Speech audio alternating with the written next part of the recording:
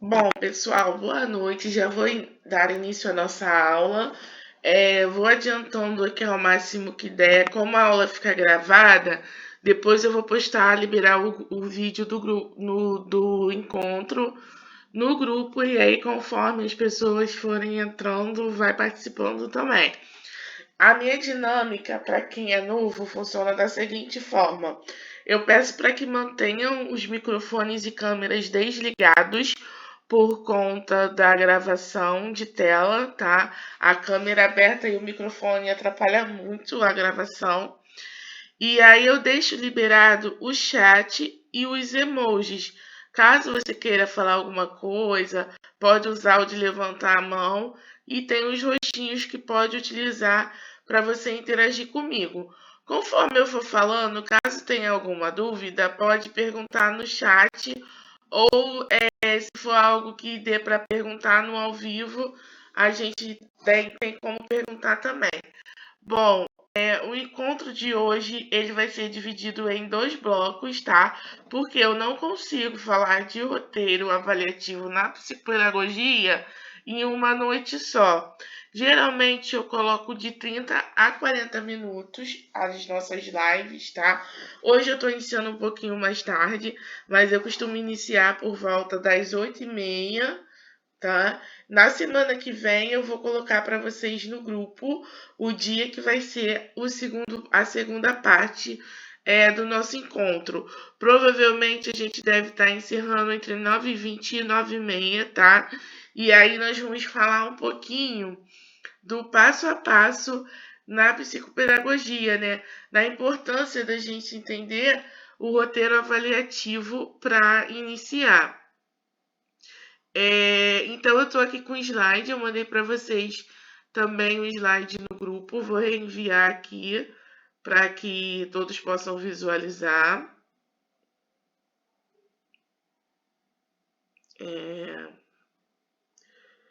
Então, o que que acontece? Eu separei todo o passo a passo, como eu faço para poder avaliar os meus pacientes e estou trazendo aqui para vocês.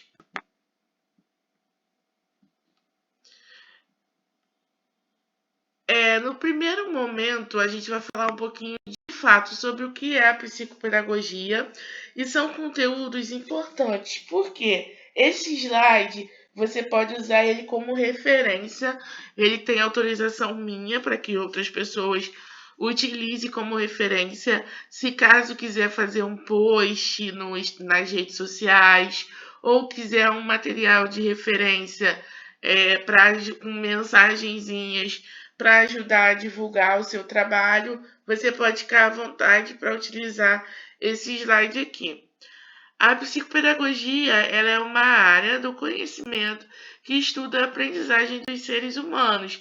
Então, muitas vezes, quando a gente recebe a família no nosso consultório, essas famílias elas têm uma certa dificuldade de entender do que realmente se trata a psicopedagogia. Então, no primeiro momento, a gente precisa ser muito coerente na nossa fala e saber dizer de fato o que significa, o que é a psicopedagogia, quais são os benefícios que a psicopedagogia vai trazer para a vivência da criança em sociedade. Então, geralmente, o que acontece hoje? Os pais eles dão muita importância para o psicólogo, para o fonoaudiólogo. O psicólogo, por quê? Porque ele trabalha com a parte comportamental, onde geralmente crianças com autismo, que precisa de ajuda nessa parte, tem mais dificuldade, mas eles acabam esquecendo da importância da psicopedagogia também para o tratamento. E somos nós, profissionais de psicopedagogia, que precisamos esse trazer, né, essa intensidade do que é a psicopedagogia de fato. Então, hoje nós vamos fazer uma introdução sobre o que é a psicopedagogia, sobre quais pensamentos o psicopedagogo precisa ter antes de iniciar os atendimentos. Nossa aula de hoje ela vai ser entendida mais como uma reflexão de todo o processo da psicopedagogia. Então, a gente fala sobre o que é psicopedagogia, a importância da psicomotricidade para o psicopedagogo. A gente fala também das principais diferenças entre neuropsicopedagogia e psicopedagogia.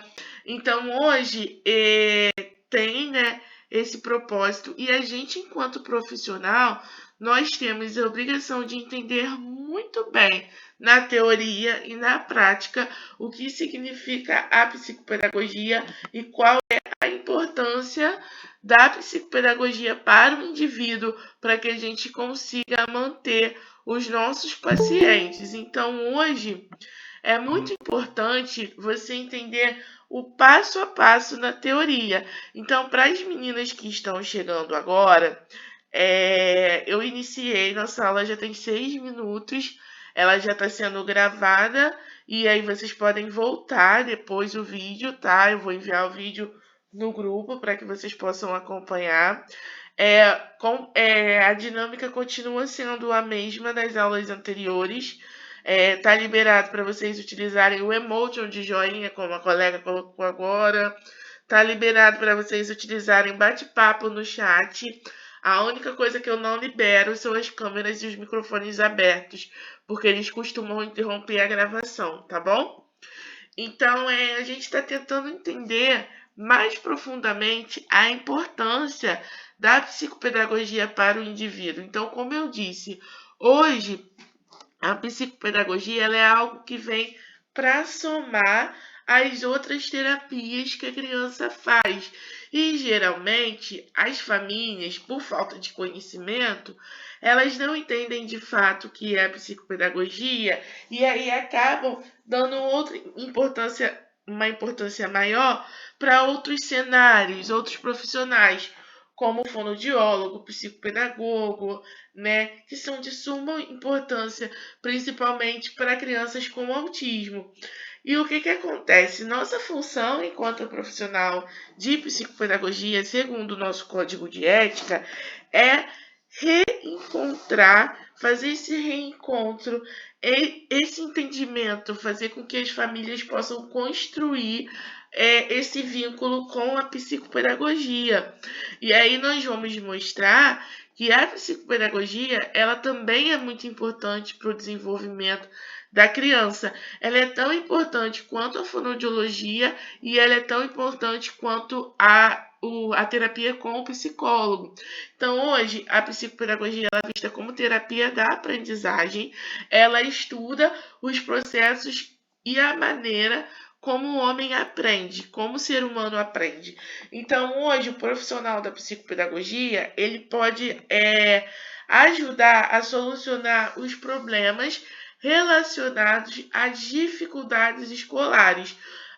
Entretanto, o psicopedagogo, ele precisa avaliar a criança como uma visão total do sistema. A gente chama a psicopedagogia de uma análise sistêmica. Por quê?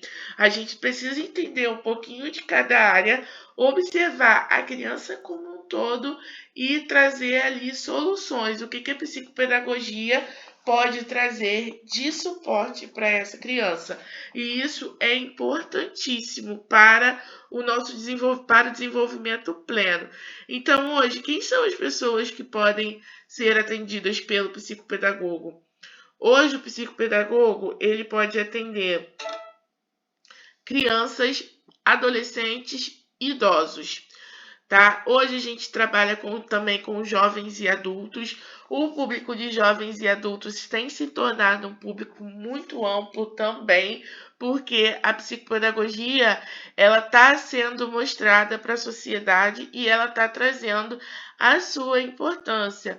Antigamente, a gente não tinha tantos diagnósticos por falta de conhecimento. Então, a gente que trabalha nessa área, muitas vezes a gente é questionado por pessoas da sociedade, as pessoas nos perguntam: poxa, mas por que agora está acontecendo de ter muitos diagnósticos que antes nós não tínhamos.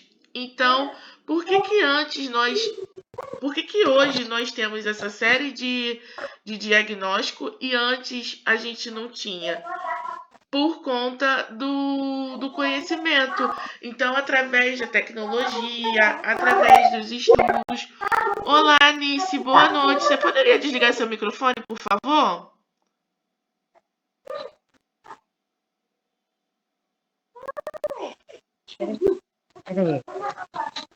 Tudo bem, Nice.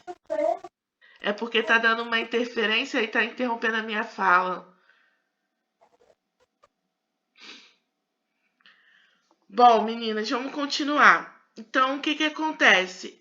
Hoje, a busca pelo diagnóstico está sendo muito comum entre jovens e adultos, porque as pessoas elas se sentiam um pouco com uma certa dificuldade de entender o que que acontecia com elas. Então, hoje, muitos adultos estão recebendo diagnóstico.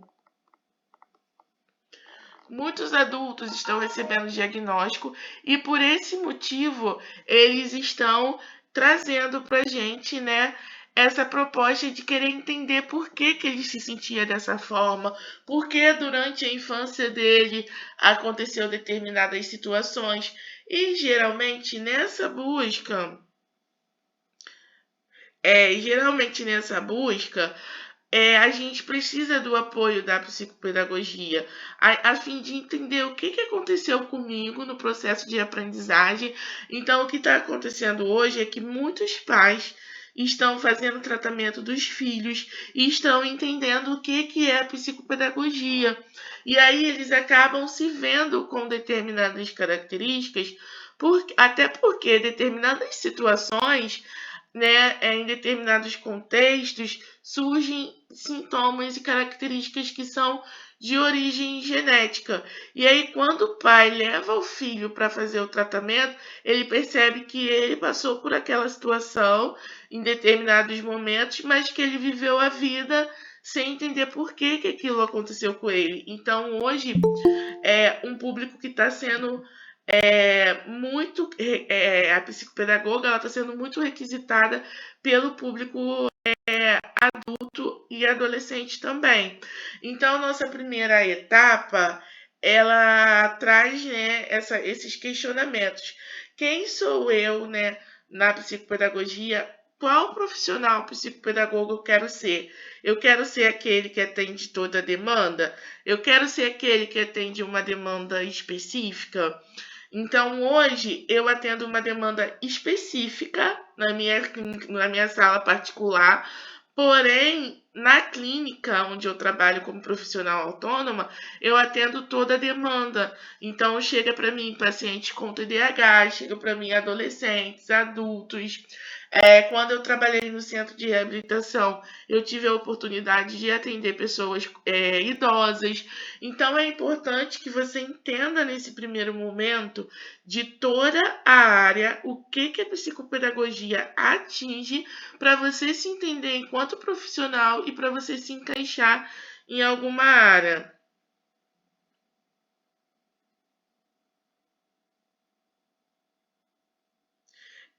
E aí, essa demanda é você que vai saber dizer, você precisa se autoconhecer, fazer uma autorreflexão. Então, para as meninas que entraram agora, chegaram atrasadas, nossa aula ela vai encerrar por volta de 9h30, 9h40. E na semana que vem eu vou trazer uma nova data para a gente continuar falando sobre esse assunto. Por quê?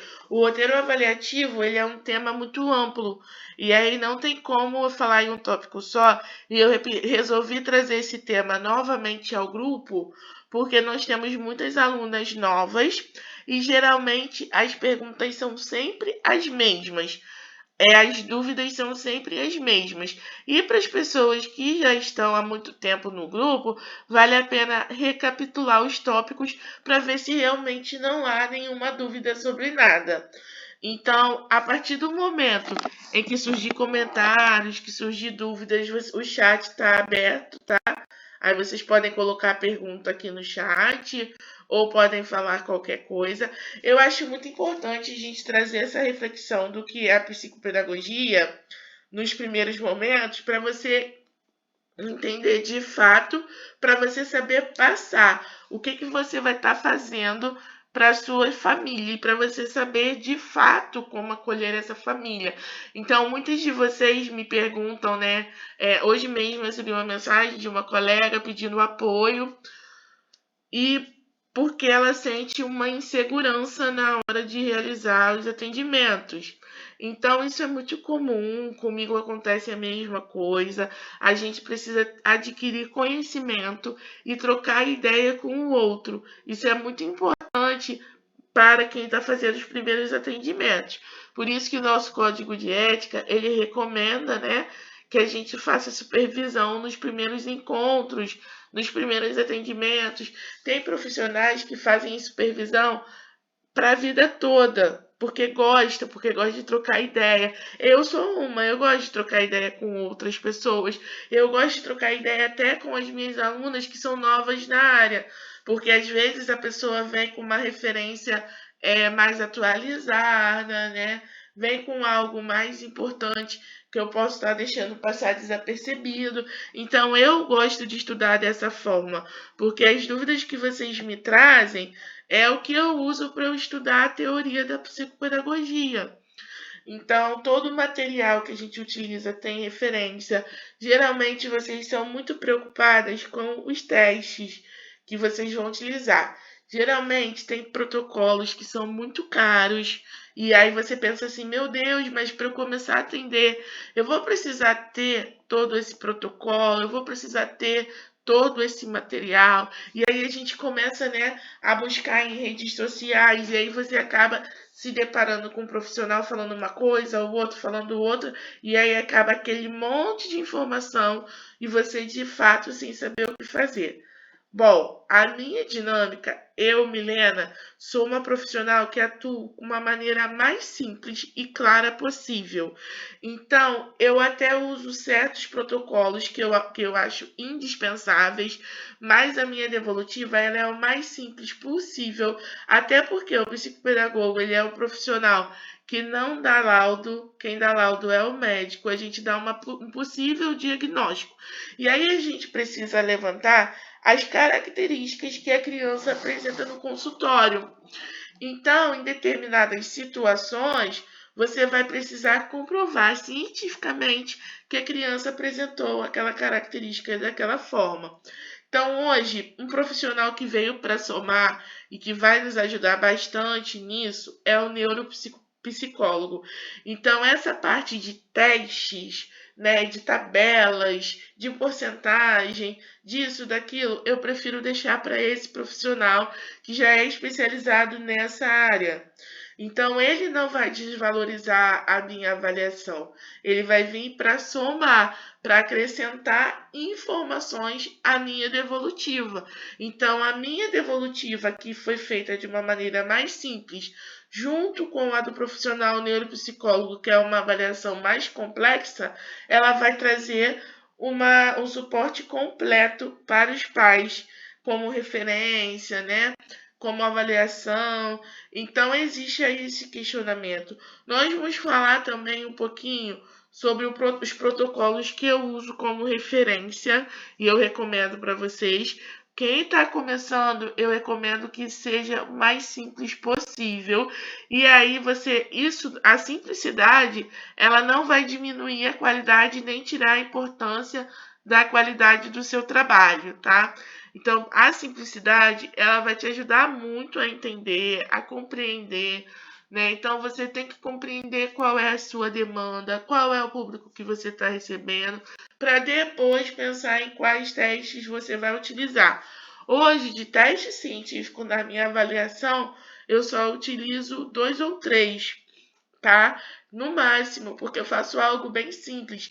É importante que você conheça cada teste, é importante que você saiba interpretar cada teste. Então, por exemplo, surgiu uma oportunidade de eu fazer um curso sobre aplicação de teste. Eu faço esse curso? Sim, Você faz o curso, mas você não precisa ter o material naquele exato momento. A não ser que você vá utilizar esse material de alguma forma. O único que eu recomendo de forma física, de forma fixa, que você tenha junto com os protocolos fixos é o TDE. Por que o TDE? Porque o TDE ele vai avaliar como um todo. Ele avalia crianças do primeiro ao nono ano e ele vai avaliar português, matemática e leitura escrita, interpretação de texto. E quando você está aplicando esse teste, você consegue perceber como que seu paciente vai se reagir durante a aplicação do teste. Então você vai perceber se ele esqueceu alguma coisa. Ah, esqueceu alguma coisa. Pode ser que ele tenha dificuldade de memória. Você vai conseguir perceber se ele tem sinais de ansiedade, se ele treme na hora de fazer o teste, se ele apresentou dificuldade com matemática. Então, o teste mais complexo que eu utilizo hoje é o TDE. Eu não utilizo todos aqueles testes que se recomenda, mas é claro que nada impede que você escolha também os protocolos que você vai utilizar. Nós vamos falar um pouquinho mais à frente sobre a escolha dos protocolos. A escolha dos protocolos é algo que traz muita ansiedade, principalmente para quem está iniciando, mas é o que eu falei, é importante que você conheça o protocolo e você, enquanto profissional, vai escolher qual protocolo que você vai aplicar. Ninguém pode te obrigar a utilizar determinado protocolo. Existem os protocolos que são fixos que você precisa seguir para montar o seu cronograma avaliativo, mas esses protocolos eles são bem simples. Existem esses protocolos que você não pode deixar de utilizar, mas a forma, a estrutura, o que você vai colocar primeiro, quem decide é você dentro de tudo que você estudou e que você acompanhou.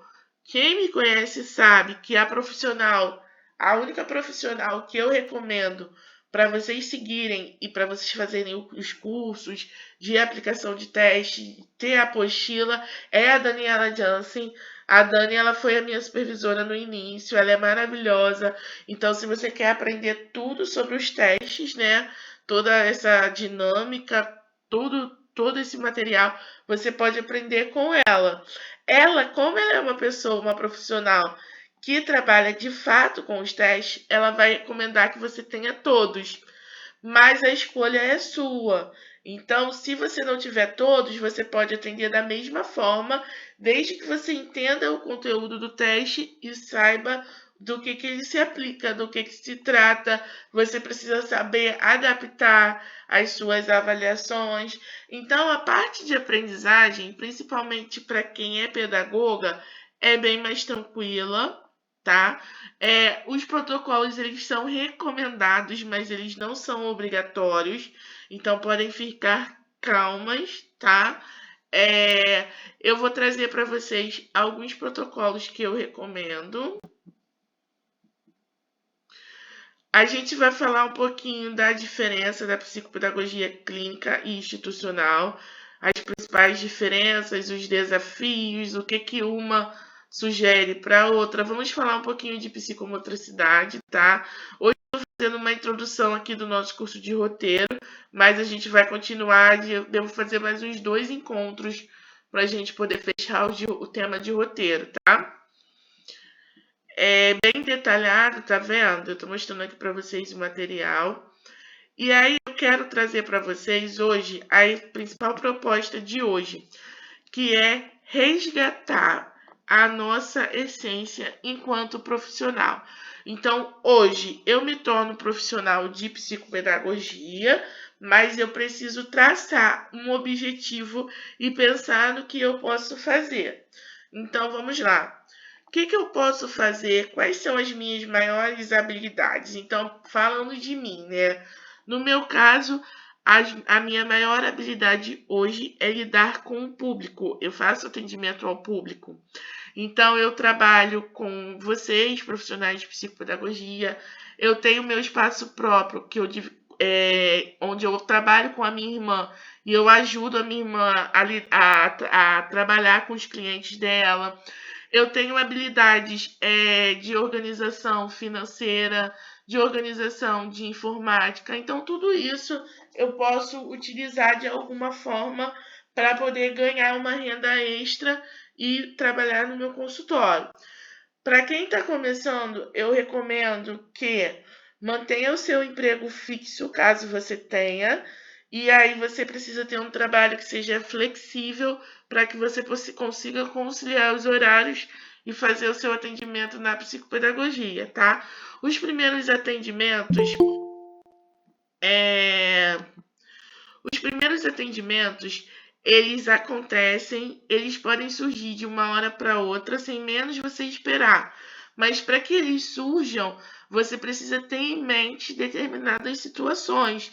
Então você precisa pensar em qual é o objetivo do seu plano, escolher metas e ações para desenvolver o seu programa. O que é você estabelecer meta? Ah, esse mês eu quero trazer 5 crianças para eu atender no meu consultório. O que eu tenho hoje que pode me ajudar a trazer essas 5 crianças para eu atender no meu consultório? Ah, eu posso montar um reforço escolar? Ok, vou montar um reforço escolar. Ah, eu posso. Lembrando que reforço escolar e psicopedagogia são atendimentos completamente diferentes. Então, são 2 valores que você vai cobrar dessa família, tá bom? Hoje, estamos tendo uma dificuldade financeira, tá? Então, a gente precisa valorizar o nosso atendimento, porém, a gente não precisa cobrar valores tão excessivos. Eu já vi profissionais cobrando 250, R$ 150 a sessão. E aí, esses profissionais acabam não conseguindo demanda para o atendimento. Para você chegar nesse valor de 250 a 150 a sessão, você precisa ter um público específico que tenha poder aquisitivo para te receber dessa forma. Você precisa ter um consultório com materiais de excelência e você precisa ter todos os testes para você utilizar no seu atendimento. Um atendimento mais simples, ele não vai diminuir a quantidade a qualidade do seu trabalho, mas ele vai te dar a possibilidade de poder cobrar desses pais um valor menor. Então, hoje, eu vejo profissionais cobrando um valor assim legal, que os pais conseguem pagar, é aquele profissional que cobra de 40, R$ 50 a sessão, aquele profissional que no final do mês consegue trazer um pacote para essas famílias fecharem ali no pagamento mensal e assim você fideliza essas famílias com você. Então hoje você vai ganhar na quantidade e na qualidade. Quando você pensa num valor mais alto, você está pensando somente na qualidade do seu trabalho e não na quantidade de pessoas que você vai conseguir atender por esse valor. Então, hoje, o que eu preciso embutir no valor da minha sessão é se eu pago luz, se eu pago aluguel, se eu sou uma pessoa que faz atendimento domiciliar e aí eu vou me deslocar de um lugar para o outro. Quanto que eu vou gastar nesse processo, né? Para você pensar, né, nos valores da sua sessão. A gente vai falar um pouquinho disso também mais à frente, tá? É muito importante você escolher um público-alvo que você quer atingir e se dedicar a ele. Então, como eu falei no início da live, público-alvo, eu quero ser aquela psicopedagoga que atende toda a demanda, eu vou atender crianças, adolescentes e adultos. Ok, eu quero ser aquela psicopedagoga que atende um público específico. Então, na minha categoria de público-alvo, eu preferi começar a trabalhar com crianças em fase de alfabetização. Por quê? É na fase de alfabetização onde a gente encontra a maior dificuldade das crianças. Então, hoje, com a pandemia, né, com essa dificuldade, então a pandemia traz para a gente também adolescentes com dificuldades de alfabetização. Então, hoje, meu público-alvo é voltado para a prática da alfabetização. Uma pergunta que vocês sempre me fazem e que geralmente é muito comum no grupo é sobre se o psicopedagogo pode ou não alfabetizar no consultório. Essa questão fica a seu critério enquanto profissional, tá? Essa alfabetização você precisa entender como que é aquela criança e como que é o processo dela de aprendizagem. Você pode trazer atividades com folhinha como recursos, quadro como recursos, só que a sua dinâmica ela precisa ser um pouco mais lúdica. Ela precisa ser de forma diferente do que a criança vê na sala de aula, porque dentro da sala de aula a criança já traz a dificuldade, e aí nós profissionais vamos ajudar a superar isso. Como eu trago essa brincadeira para dentro do consultório? Geralmente eu faço atividades que envolvam, por exemplo, brincar de escolinha. Quando eu atendo menina, eu trago bonecas para poder as bonecas brincarem juntos, para ela ensinar o que ela aprendeu para a boneca. Então, existem diversas formas que a gente pode explorar os recursos e os ambientes também. Então, hoje, o meu público principal é a alfabetização. Gosto muito de trabalhar com essa área. E eu trago muitos recursos, eu uso o método fônico, aprendi a alfabetizar com o método fônico. E aí é muito divertido, porque todo o meu processo, envolve jogos, envolve brincadeira, e aí tem isso. E aí o que que eu falo para as famílias? O que que eu vendo para as famílias? Olha, eu não posso garantir que seu filho vai ser alfabetizado porque ele tem dificuldades da aprendizagem, mas nós vamos trazer os recursos e os estímulos para que ele possa atingir esse objetivo. Como eu não sou obrigada a alfabetizar, eu não garanto que aquela criança vai ser alfabetizada. Tanto que o meu trabalho, ele é oferecido para as famílias a longo prazo. Ou seja, a criança não tem um tempo específico para ela aprender. Mas aí, em contrapartida, geralmente o que é cobrado nos consultórios? O tempo de sessão. Tem criança que leva de 6 meses a 1 ano. Tem crianças que antes de 6 meses conseguem atingir o objetivo com os estímulos. Então, tudo isso a gente precisa aprender a analisar, tá? Para a gente entender e conhecer o paciente, principalmente quando a criança não tem diagnóstico. Quando a criança tem diagnóstico, a gente já entende que com aquele diagnóstico, se ela tem atraso por conta do diagnóstico, de fato ela vai demorar um pouco mais para aprender. A aprendizagem dela vai ser diferente dos outros.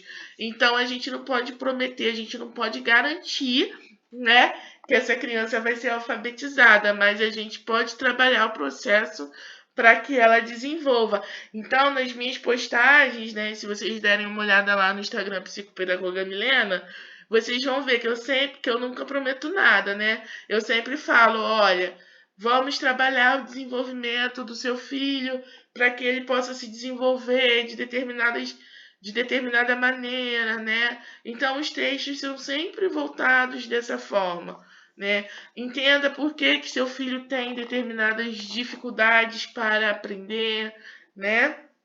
Então, aqui, escolher metas e ações para desenvolver o seu programa. Isso é o que eu quero deixar de reflexão para vocês na aula de hoje. Manter as redes sociais em dia e ativas. Eu preciso virar um blogueiro e aparecer todos os dias nas redes sociais? A Michelle colocou aqui, rede social é um desafio. Não, você não precisa mostrar o tempo todo a sua vida nas redes sociais. Você não precisa o tempo todo ficar ali falando, né, sobre psicopedagogia, que não sei o que, não sei o que lá. Não.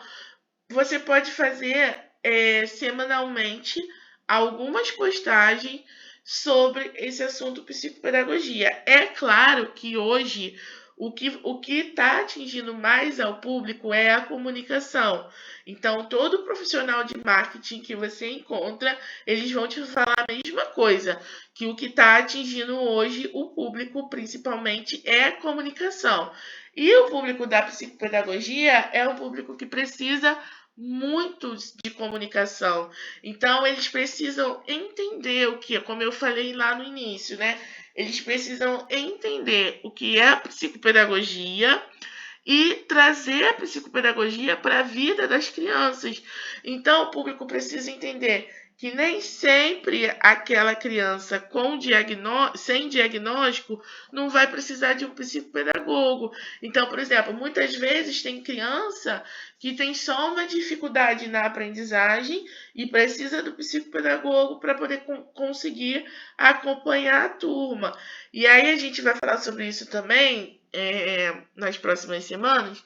Existe uma diferença de transtorno e dificuldade de aprendizagem, tá? A gente vai falar sobre isso e é importante que vocês saibam disso para vocês poderem vender, para vocês saberem entender o que vocês vão vender para os pais. Então, existe uma certa diferença entre transtorno e dificuldade de aprendizagem. Tem aquela criança que não tem diagnóstico, mas tem dificuldade de aprendizagem, tem dificuldade no comportamento que você pode atender no seu consultório. Tem aquela criança, outro dia, alguém me perguntou, uma aluna do grupo me perguntou sobre quais os pacientes ela pode receber com encaminhamento e sem encaminhamento.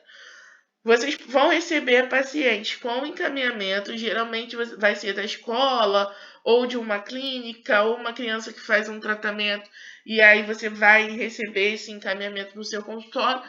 Ou você pode trabalhar também com público sem encaminhamento. O que é o público sem encaminhamento? É aquela mãe que te segue numa rede social, viu que você postou alguma coisa sobre dificuldade de aprendizagem e achou que o filho dela se encaixou naquilo ali. Aí ela te procurou. É aquela mãe que veio da indicação de um cabeleireiro, que veio da indicação de um colega de profissão. Então, tudo isso a gente precisa ter na nossa volta, essa rede de apoio. É isso que a gente vai falar agora, né? Divulgar nosso trabalho de forma online, através das redes sociais, e de forma offline. O que é divulgar de forma offline? Eu tenho um grupo da igreja, eu tenho um grupo de amigos que frequentam o mesmo cabeleireiro. Lá eu posso divulgar, eu vou falar que eu sou psicopedagoga e que eu trabalho dessa forma. Vou mandar lá meu postzinho no Instagram naquele grupo e vou pedir para as minhas amigas divulgarem entre si. Entendeu? Vou fazer um papelzinho, um cartãozinho de visita que tenha lá meu nome, meu telefone e o que eu faço de profissão e vou até a rua para distribuir entre os vizinhos. Então, isso é uma fonte de divulgação offline que a gente precisa manter. Então, por exemplo, eu estou vivendo numa situação parecida com essa, né? Porque no final do ano passado eu fiz esse processo todo de divulgação, né? Consegui alguns pacientes e a minha agenda encheu. E aí, como eu trabalho fora também em outros locais, as minhas agendas ficaram cheias. Agora, de julho para cá, a gente está sofrendo uma certa dificuldade e aí a demanda está diminuindo um pouco. Então, o que eu tenho que voltar a fazer? A continuar divulgando o meu trabalho. Então, hoje eu fui lá pedir para o menino trocar o meu banner por um banner maior para pôr no portão. Peguei os panfletos para distribuir entre os vizinhos. Isso você precisa estar fazendo constantemente, porque não é de uma hora para outra que vai surgir a oportunidade. Então, isso você precisa fazer constantemente, até se for possível diariamente. Então, é você distribuir seu papelzinho nos comércios, em regiões próximas à escola. Eu estou numa localização muito boa, que o meu espaço ele se localiza próximo de escola particular. Então, às vezes, eu aproveito os horários de pico, né, que é a hora de entrada e saída de aluno, para poder ir para a rua divulgar. Eu não posso ficar parada distribuindo cartão de visita, panfleto na porta de escola, tá? A não ser que essa escola tenha alguma parceria comigo, que você tenha algum conhecimento dentro dessa escola, e aí você fala assim, olha, dono da escola, diretor, coordenador, eu posso fazer esse tipo de divulgação aqui na frente? Se ele permitir, tudo bem. Mas se você não tiver essa conversa, você não pode chegar no estabelecimento e ficar parada na calçada distribuindo papelzinho. Mesma coisa nos comércios. Todo estabelecimento que você for ficar parado distribuindo papelzinho, você precisa pedir autorização ao dono. Lá no bairro, por exemplo, tem esmalteria, tem salão de beleza, e aí eu pedi para deixar o panfletinho lá no balcão. Eu peço para as meninas tá seguindo no Instagram. De vez em quando a gente troca sorteios, então assim, propostas de sorteio com desconto, né? Então, quando eu preciso, quando a gente precisa, eu vou lá na menina da unha e ela me dá uns cartõezinhos dela e a gente sorteia desconto nos meus atendimentos, ou ela me dá um desconto para pessoas que eu indicar para o estabelecimento dela. E aí a gente vai criando uma rede de apoio entre nós mesmos para nós nos ajudarmos. Por exemplo, eu tenho um grupo que é de divulgação de indicação. Então, por exemplo, às vezes eu estou aqui numa região do Rio e eu tenho uma colega que é de outra região. De repente eu recebo uma indicação, eu moro em Campo Grande, ela mora em outro bairro. Então eu recebo uma indicação para o bairro dela. Aí, como fica mais próximo, eu indico ela e ela faz o mesmo, indica para mim. Então você precisa ter essa rede de apoio. E as redes sociais, elas são muito importantes para isso também, porque outros profissionais, eles veem, né, o que você posta. Posso explicar sim, Sandra. Deixa eu só finalizar aqui, que aí eu abro esse assunto, tá bom? E aí, o que que acontece? As postagens que a gente faz com diferencial, elas chamam a atenção de outros profissionais. Então, os 2 últimos empregos que eu consegui como psicopedagoga os contatos vieram do meu Instagram. Então, é importante vocês ficarem atentos a isso também, porque as empresas, né, as clínicas, as escolas, elas estão de olho nas redes, em tudo que a gente posta, e é ali que elas buscam os profissionais quando precisam. Eu vou fechar aqui, mas antes de eu fechar, eu vou explicar um pouquinho que a Sandra pediu para explicar um pouquinho sobre o trabalho da psicopedagogia nas escolas, né? O profissional de psicopedagogia que trabalha na escola é o psicopedagogo institucional. Lá na frente, na próxima aula, a gente vai falar um pouquinho sobre essa diferença, né? De psicopedagogia clínica para psicopedagogia institucional. Lá na psicopedagogia institucional, eu estou dentro da escola e aí o que que eu vou fazer? Eu vou buscar aquelas crianças que têm maiores dificuldades na aprendizagem e vou peneirar. Olha, esse aqui, a escola já fez de tudo, já trabalhou todas as metodologias, já utilizou de reforço escolar, sala de recursos, e mesmo assim a dificuldade de aprendizagem está insistindo, está persistindo. A psicopedagoga institucional, ela vai encaminhar a criança para avaliação com a psicopedagoga clínica e aí ela vai receber instruções dessa psicopedagoga e elas podem trocar informações. Então, o que que ela faz que dá certo, o que que a escola faz pela criança, qual é o PDI da criança. Então, a psicopedagoga institucional, ela está ali para dar esse apoio para aquela determinada criança que precisa de sala de recursos. Então, por que que ela precisa da sala de recursos, né? Com qual intuição, qual é o intuito? Se for uma psicopedagoga no maternal de 0 a 4 anos, é a mesma coisa. Aí você vai receber orientações. Se você souber, você pode trabalhar com essa criança de forma diferente. Você pode fazer atendimento individualizado ou na sala de recursos com essa criança.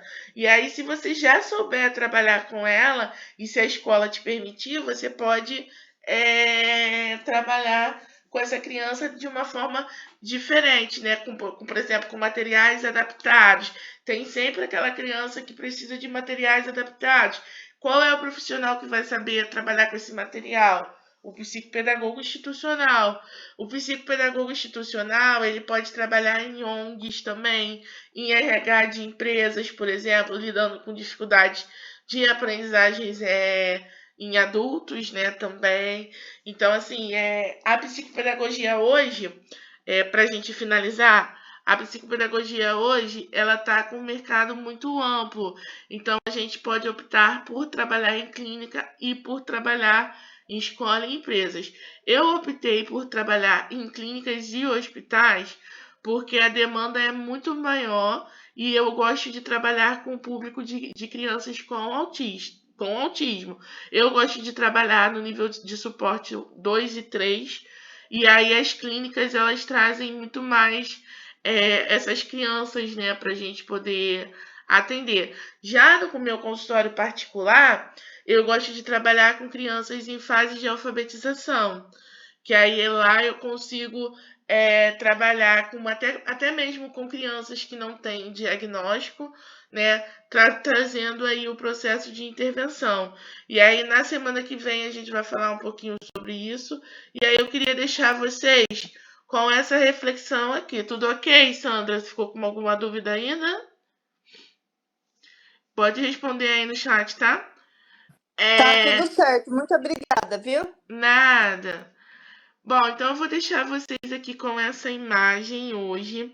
Vocês precisam, mesmo que vocês façam aqui, anote no próprio slide, ou que vocês anotem num caderninho, vocês vão pensar quem são vocês, né? Quem é você, qual tipo de profissional psicopedagogo, como você gostaria de atuar. Ah, eu quero atuar num consultório próprio.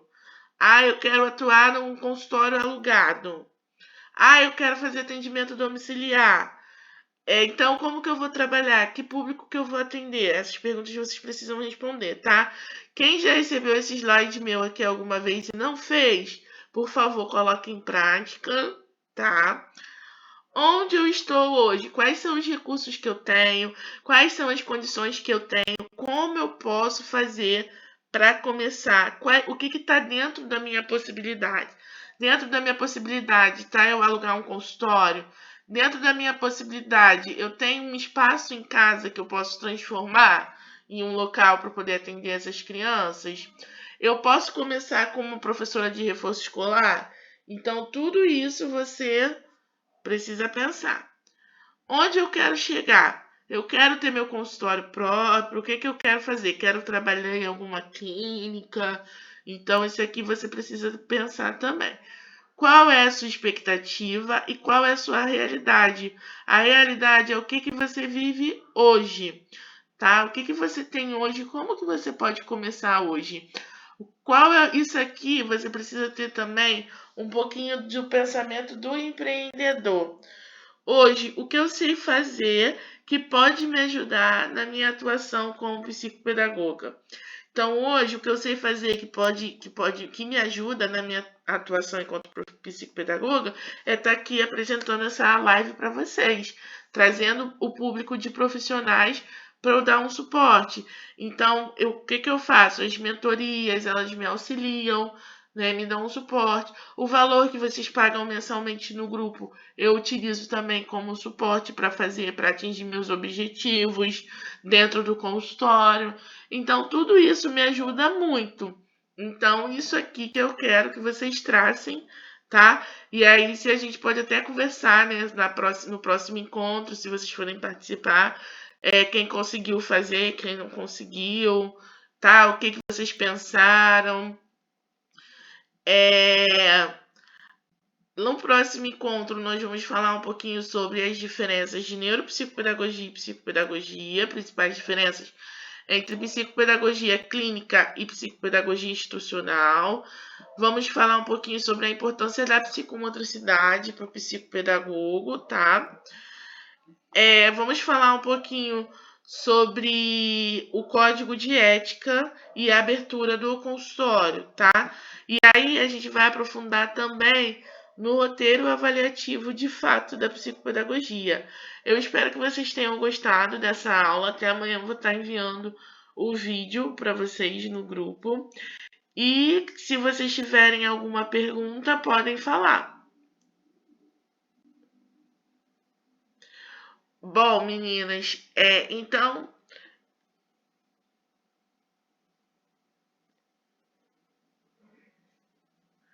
vou falar sim sobre os protocolos nas próximas aulas. Tem esse ponto no slide também, tá? Os protocolos que a gente utiliza. Tem os protocolos que são gratuitos e as escalas que são gratuitas também. A gente vai falar sobre elas, tá? Só que como não dá tempo de falar tudo no mesmo dia, eu preferi dividir essa aula em blocos. E aí eu vou marcar assim, uma semana eu vou marcar na terça, na outra eu vou marcar na quinta, porque eu só posso terça, quarta e quinta. A quarta já está ocupada, aí a gente vai vendo para a gente poder trocar e vamos trocando os dias para que todo mundo consiga participar um pouquinho a cada dia da aula ao vivo, tá bom, meninas? Tenham uma ótima noite. Podem ficar à vontade para deixar mensagens, tá? Lá no grupo. Se tiverem mais alguma dúvida que não tenha conseguido esclarecer aqui, podem mandar lá no grupo também, tá bom? Tenham uma ótima noite.